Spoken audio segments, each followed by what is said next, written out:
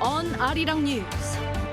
President Yoon's economic diplomacy during his upcoming summit with U.S. President Joe Biden next week is likely to center on strengthening the economic alliance in advanced technologies. South Korea's largest ever business delegation will join the president on his state visit. North Korea says it has finished developing its first military reconnaissance satellite, which is expected to be launched in the near future. This as the regime's leader Kim Jong-un orders to complete final preparations within this month. South Korea is easing dozens of regulations to attract some $450 million of support for private investments. This includes expanding the number of factories of German pharmaceutical company Merck in the country.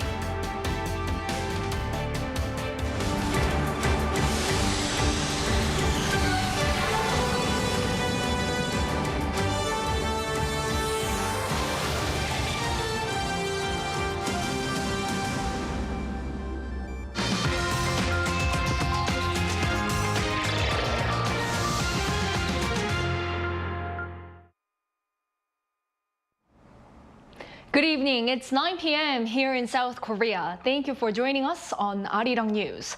We begin with President Yoon's economic diplomacy.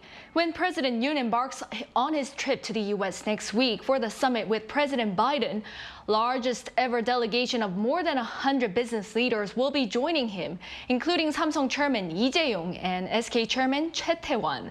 This as the two nations try to strengthen their alliance in economic security and advanced technologies.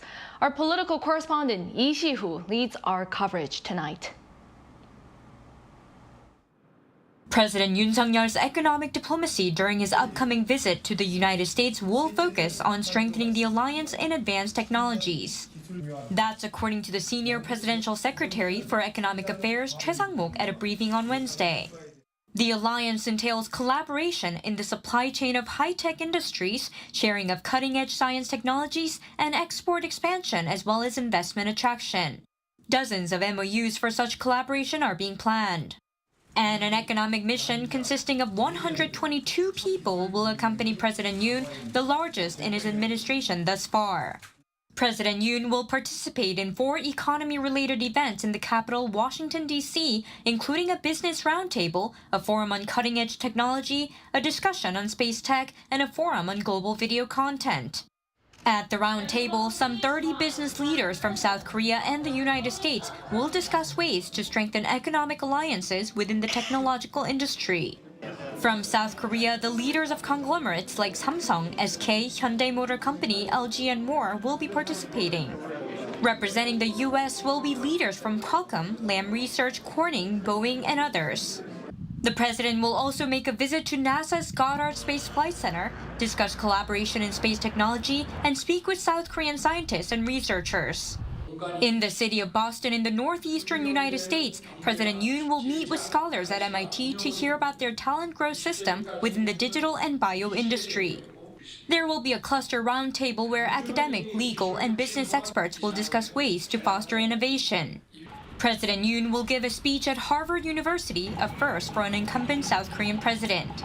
The theme of his speech is set to be the journey toward liberty. The senior presidential secretary for economic affairs, Choi Sang-mok, said that economic diplomacy will take concrete shape on site during the visit by President Yoon, whom he called South Korea's #1 salesperson. Lee Si-hoo, Arirang News. Anticipation is growing for further achievements in economic cooperation and the aerospace industry between South Korea and the U.S. as the two leaders, Mr. Yoon and Mr. Biden, sit down for talks. Our Lee Soo-jin takes a look at one of the most promising future sectors. Surging demand for space exploration activities and aircraft equipment is expected to further advance the aerospace industry. The global space economy, valued at over $460 billion last year, is expected to reach over $730 billion within a decade, while airlines are expected to need more than 41,000 new aircraft over the next 20 years. South Korea has already made strides in its space research with the country's first lunar orbiter, Danuri, developed by the Korea Aerospace Research Institute with contributions from NASA. According to an expert, further inter-country collaborations in the space sector can be expected in the future. Collaboration with the U.S. will really help Korea to extend the space exploration capacity. Also, it is highly expected that U.S. and Korea will seek for collaboration in Artemis program, which is an international collaboration framework for manned lunar missions scheduled in 2027 for human back to the moon. The economic impact of the aerospace industry is not only large, but also far-reaching. Well, our daily lives already depend on space technology in many ways. For example, satellite broadcasting, weather forecasting, other areas such as space tourism, asteroid mining, space debris removal, and manufacturing in space could be considered as principal areas which will promote future space economy. Cooperation between South Korean and U.S. companies has already begun, with domestic companies providing crucial commercial aviation engine parts. We are currently a key global provider of engine parts for the big three aviation engine manufacturers, the US's General Electric and Pratt & Whitney, and the UK's Rolls-Royce. Countries and companies are also currently ramping up their cooperation in the space and aircraft sectors. Meanwhile, U.S. company Boeing's Defense, Space and Security Division CEO, Theodore Colbert, met with South Korea's Trade Minister Lee Chang-yang last Thursday to discuss signing an MOU for joint R&D projects in the aerospace sector, with details to be finalized within the year. Lee Soo-jin, Arirang News. The upcoming Yoon-Biden summit comes at a pivotal moment where geopolitical tensions are increasing as trilateral ties between South Korea, the U.S., and Japan remain strong, and so does relations between North Korea, China, and Russia. So where does that leave Seoul's foreign policy? Our foreign affairs correspondent Choi Min-jung takes a look. South Korean President Yoon Suk-yeol's upcoming trip to the United States will mark a historical opportunity for the Seoul-Washington alliance. But many would also agree that the summit could spur an even stronger trilateral relationship between South Korea, the U.S., and Japan. The three countries have already begun strengthening military cooperation through three-way exercises aimed at countering North Korea's growing threats. The leaders are also expected to meet on the sidelines of the G7 Hiroshima summit in May. The recent boost in trilateral cooperation is partly thanks to improved Seoul-Tokyo ties, and following on from next week's summit between Presidents Yoon and Biden, cooperation between the three countries is expected to accelerate even further. While the allies are on track to strengthening ties, an ever closer relationship is also being witnessed between North Korea, China, and Russia. Chinese President Xi Jinping and Russian President Vladimir Putin met in Russia last month and voiced opposition to sanctions and pressure on Pyongyang. China and Russia, which are both veto-wielding members of the UN Security Council, have continuously blocked the UNSC from imposing additional sanctions on North Korea in response to its unprecedented level of provocations. On top of North Korean issues, the rivalry between the two groups could be further intensified with issues ongoing in Ukraine and Taiwan. Then what stance should South Korea take amid such heightened competition? Our foreign policy priority should be to protect and to promote that international order. So that means our foreign policy decision is not between the US and China. It's not how we can balance the relationship between China and the United States. If that is the question, there is no answer. But if the question is, do we have to do more to protect the rules-based liberal international order? I think the answer is yes, and that should be our foreign policy guideline. The expert explained that South Korea has been able to prosper over the past 4 decades thanks to a favorable global environment based on rules-based liberal international order. He made clear that South Korea's foreign policy priorities should, therefore, be directed at protecting and promoting international order rather than choosing which side to take between the two superpowers. Choi Min-jung, Arirang News.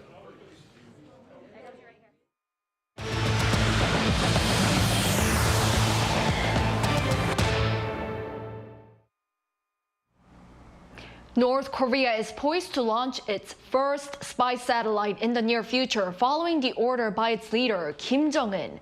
This as the summit between the leaders of South Korea and the U.S. nears amid much heightened regional tensions.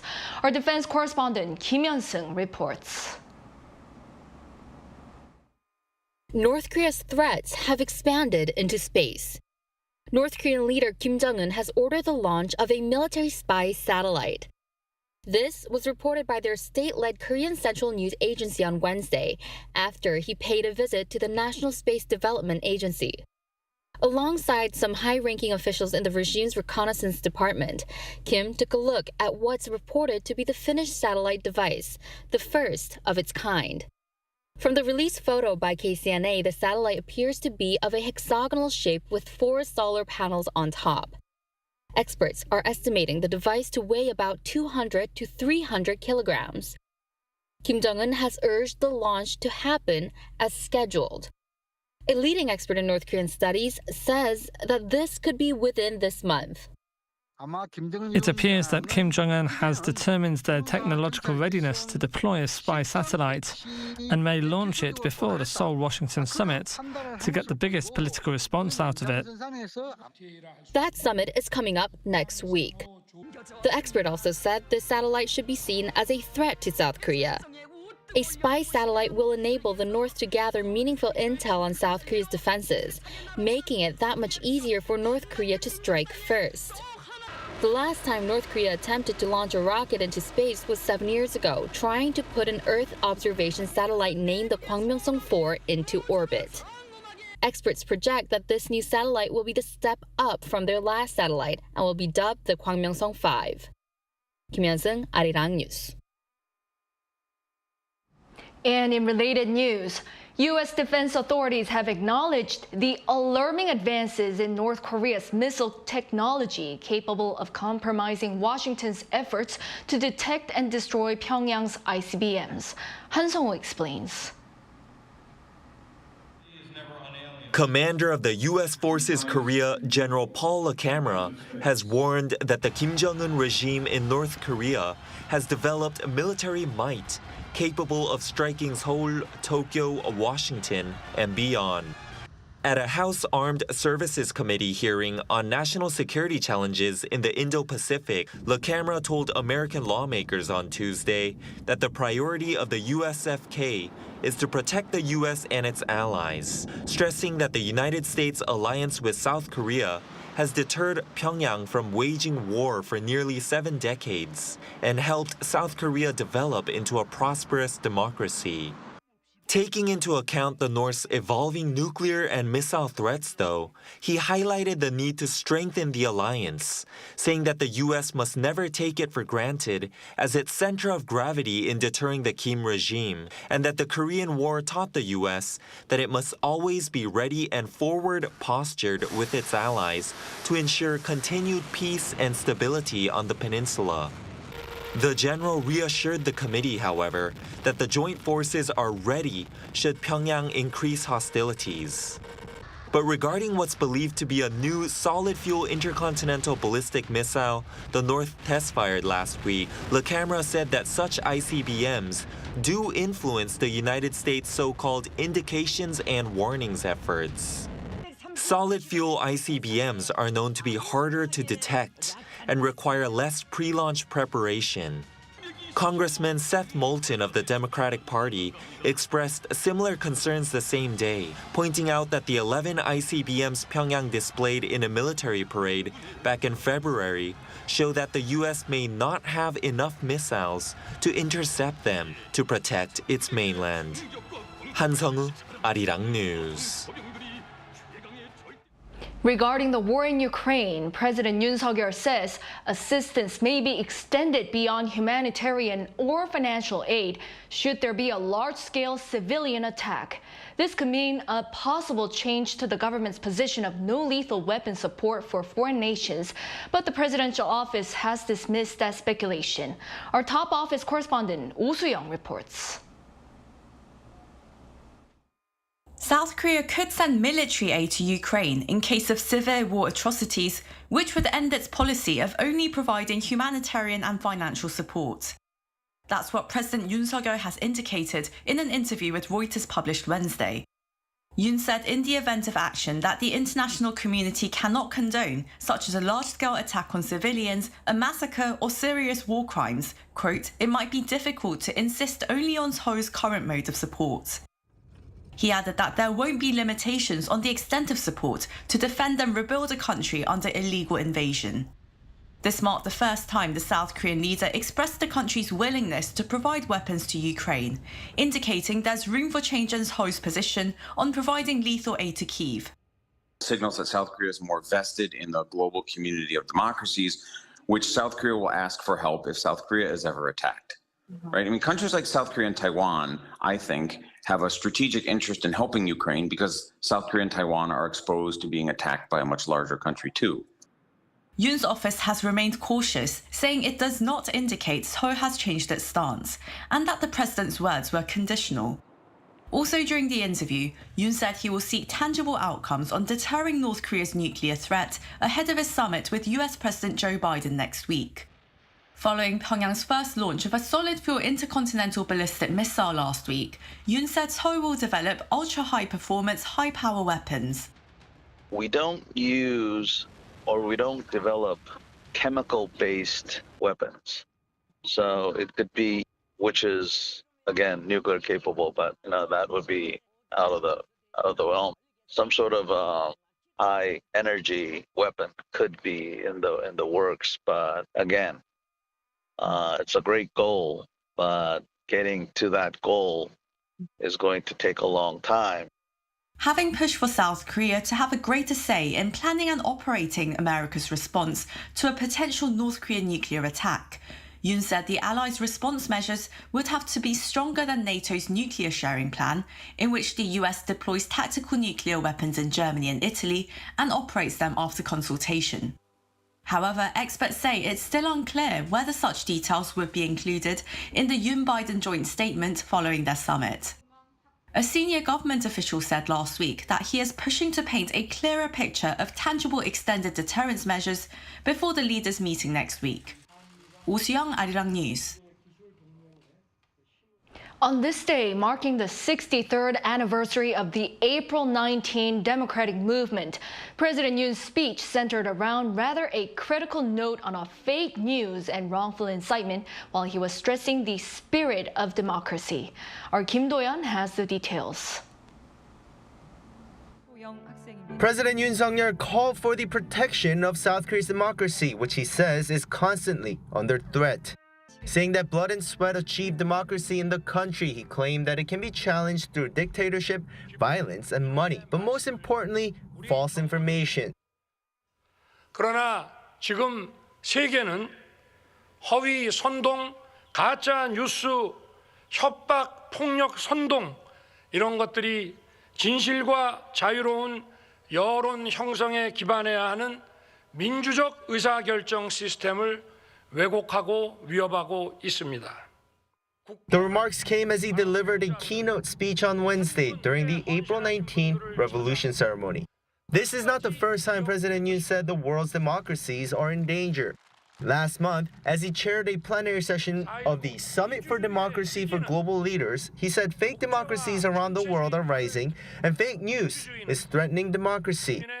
This repeated message was relevant for the occasion as the April 19 revolution was a student-led protest against government corruption in 1960, which led to the ousting of authoritarian leader Lee Seung-man. Of the 186 who died during the protests, nearly half of them were students. 4.19 혁명 정신은 대한민국 헌법 정신이 되었습니다. 우리 정부는 어느 한 사람의 자유도 소홀히 취급되어서는 안 된다는 4.19 정신이 국정 운영뿐 아니라 국민의 삶에도 깊이 스며들게 하겠습니다. President Yoon also expressed his gratitude to those who were part of the revolution. The presidential office says that the government for the first time has researched exactly who was involved in the movement and found 31 individuals that led the way. They were all recognized by the government, and 5 of them were awarded by President Yoon himself during the ceremony.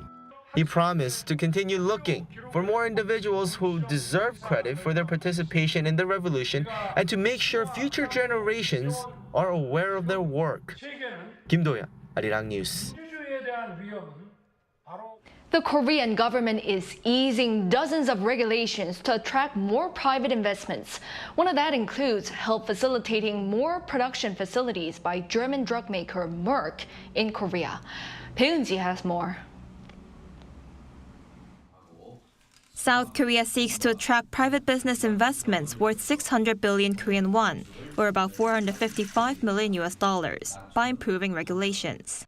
This was announced by the country's finance minister Chu Kyung-ho on Wednesday during a task force meeting on regulatory reform. The new plan will help companies in South Korea go ahead with 55 projects on standby.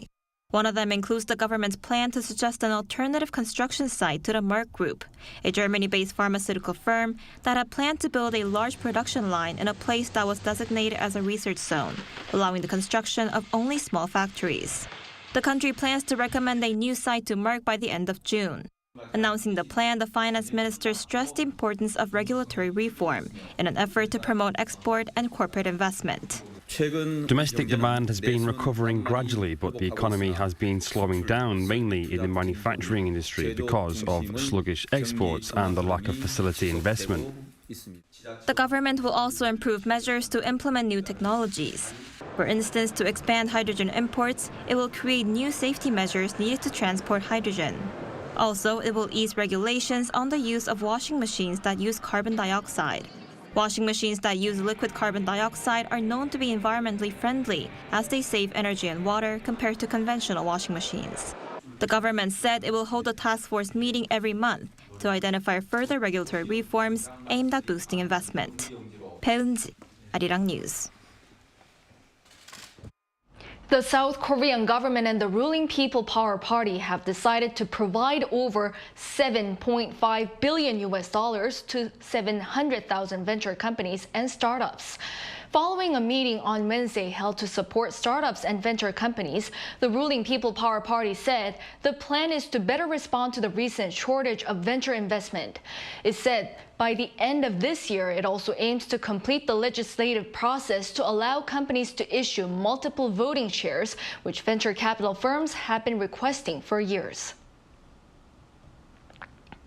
The K-pop girl group 50/50's first single, Cupid, has climbed to number 60 on Billboard's latest Hot 100 chart. The girl group's been on the chart for 4 weeks now since it first reached the Hot 100 at the end of last month. The song Cupid has also hit number 13 on the Global 200 chart this week. Both charts are ranked by streaming activity from digital music sources, sales data, and others tracked and measured by Luminate in more than 200 regions around the world.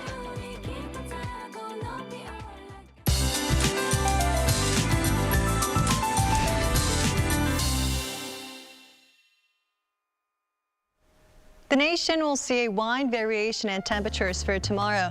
For central parts of the country, temperatures will hover around the seasonal norms. For Seoul, the unseasonable heat will subside and highs will be topping out at 20 degrees. But for southern regions, it might feel like close to summer. For Kimcheon, maximum temperatures will be hiking up to 30 degrees Celsius. For the south coast, light raindrops will be seen for the remainder of the night. By tomorrow, a rain system will bring another round of showers for Gyeonggi-do and Gangwon-do provinces. The amount of rainfall will be fairly trivial at about 5 millimeters. Tomorrow, Seoul will be starting off at 15 degrees. And daytime highs will vary depending on the region. Highs in Seoul will get up to 20 degrees, Chuncheon 22, Gyeonggi will be very hot at 31 degrees. Starting on Friday, most regions will see wide temperature gaps, and for Seoul, partly cloudy to overcast skies will be seen for the next few days. That's all for now, and here are the weather conditions around the world.